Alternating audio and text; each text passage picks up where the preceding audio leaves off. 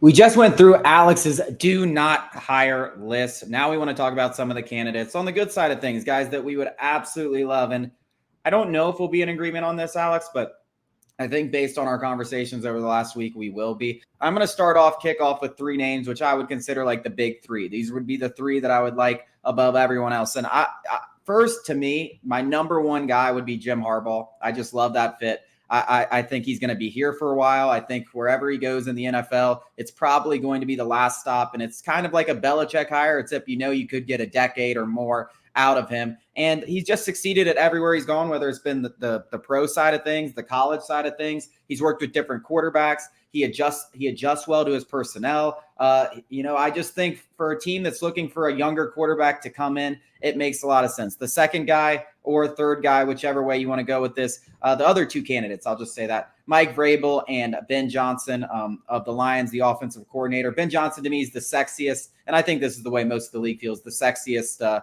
candidate in terms of first-year hires. And then we saw what Mike Vrabel is able to do. He's able to squeeze the most out of all of his teams. It's competitive. He's well respected. Everyone around the league would love to have a guy like that in the building. And I think he'd bring a different attitude to the Falcons, and I think he would do a good job. Those three are the top three for me as well. And I'll go through each of them. Jim Harbaugh offers pretty similar attributes as Bill Belichick in terms of experience, leadership.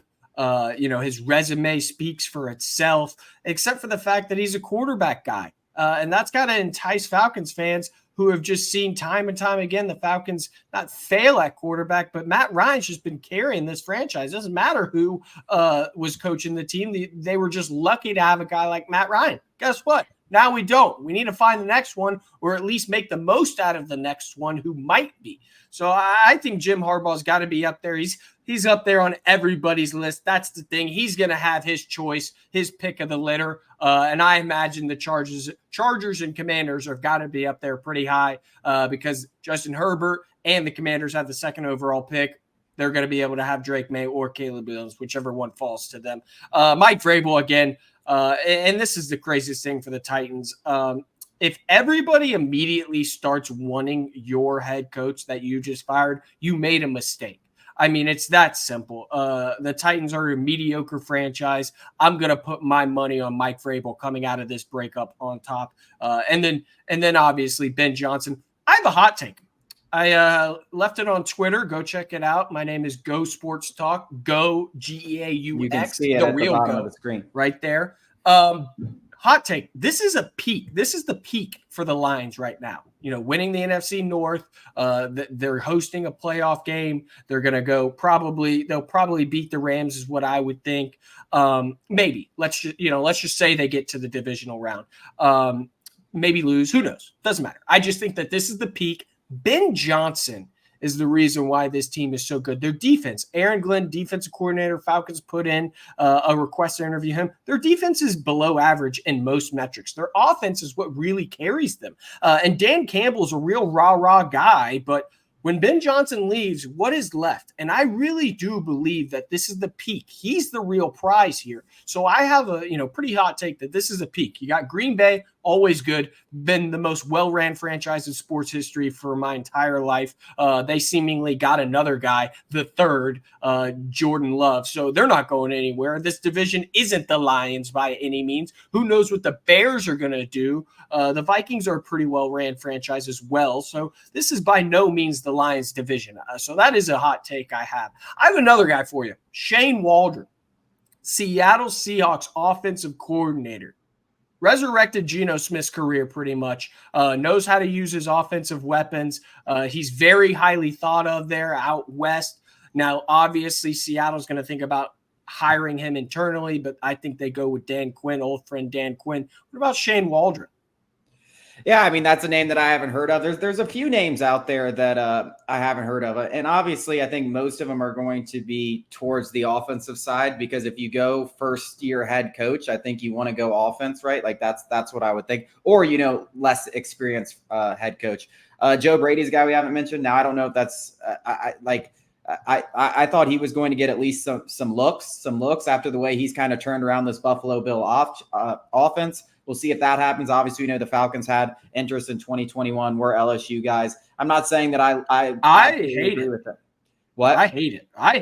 I think a lot of the same things I said about the guys I didn't like. Todd Monken. I feel like Joe Brady falls in that bucket as well of just like, is he really a head coach CEO material? He feels like he's just better suited as he's just a coordinator. That's just me. I don't know. Yeah, but I think you could say that about a lot of offensive coordinators before they became head coaches. Like you look at Mike McDaniel, you probably weren't thinking. So I think that's even Kyle Shanahan too. Like I disagree with Kyle Shanahan because it feels like Kyle Shanahan, Sean McVay, Matt LaFleur, very organized people, crossing their T's, dotting their I's, those kind of things. And I do agree. Mike McDaniel feels like he had a sloppy interview. He's just a whiz kid.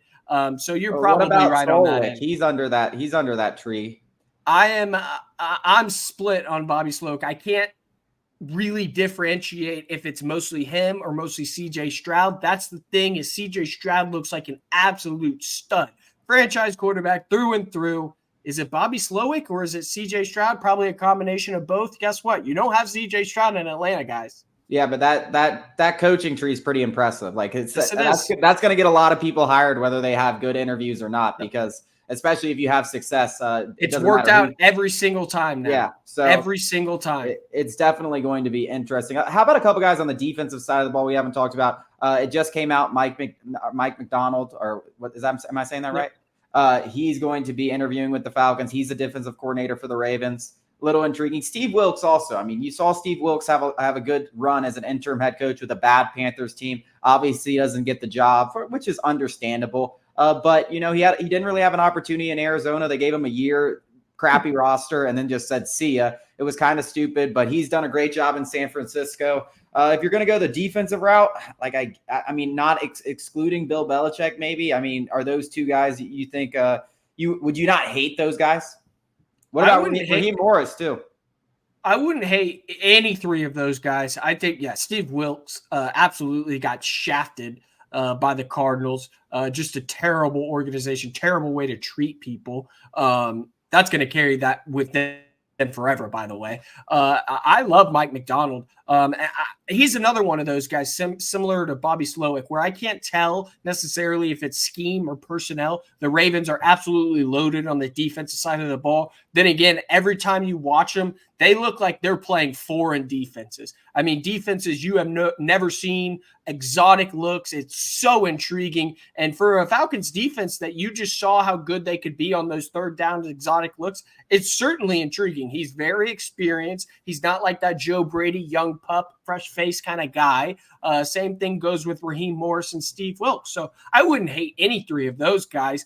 They would certainly be underwhelming hires when we're talking about the favorites, the Vrabels, the Harbaughs, the Ben Johnsons. But everyone's going to be going to be after those guys. Everyone's going to be after any offensive mind that impresses during interviews. They're definitely going to rocket to the top of the list.